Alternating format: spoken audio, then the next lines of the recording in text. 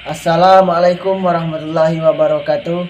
Perkenalkan, nama saya Aldi Saputra, NIM 1022000040 dari Prodi Hukum Pidana Islam Fakultas Syariah.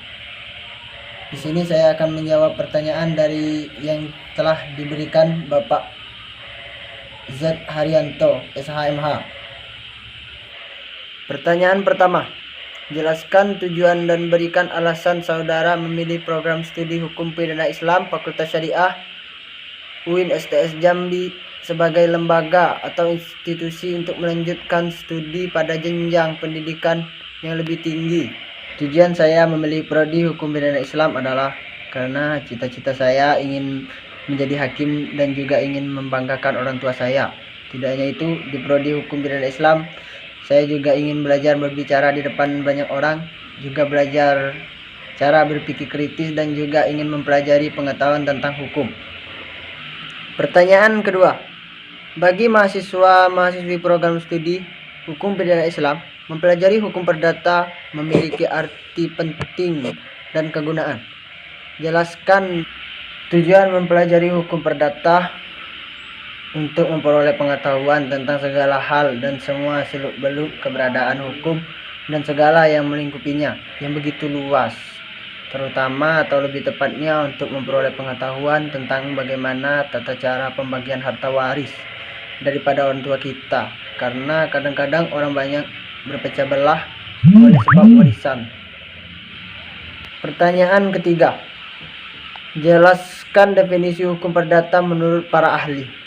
Pengertian hukum perdata menurut Profesor Sudikno adalah keseluruhan peraturan yang mempelajari mengenai hubungan antara orang yang satu dengan yang lain dalam hubungan keluarga dan dalam pergaulan masyarakat. Pertanyaan keempat, jelaskan arti pentingnya kontrak perkuliahan yang disepakati antara mahasiswa dan dosen pengampu sebelum pelaksanaan perkuliahan di setiap semester. Dan apakah kontrak perkuliahan tersebut merupakan bagian dari hukum perdata? Kontrak perkuliahan merupakan kesepakatan antara dosen dan mahasiswa mengenai berbagai aspek perkuliahan, termasuk di dalamnya mengenai bentuk dan isi program belajar. Selain itu, fungsi kontrak kuliah adalah menjelaskan peranan dan tanggung jawab mahasiswa dan dosen dalam rangka meningkatkan efisien belajar.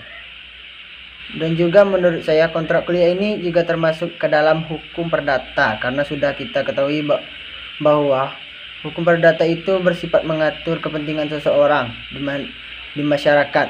Tapi kalau kita di perkuliahan, jadi menurut saya kontrak kuliah ini juga termasuk ke dalam hukum perdata. Baiklah, inilah jawaban yang dapat saya sampaikan. Lebih kurangnya saya mohon maaf. Wassalamualaikum warahmatullahi wabarakatuh.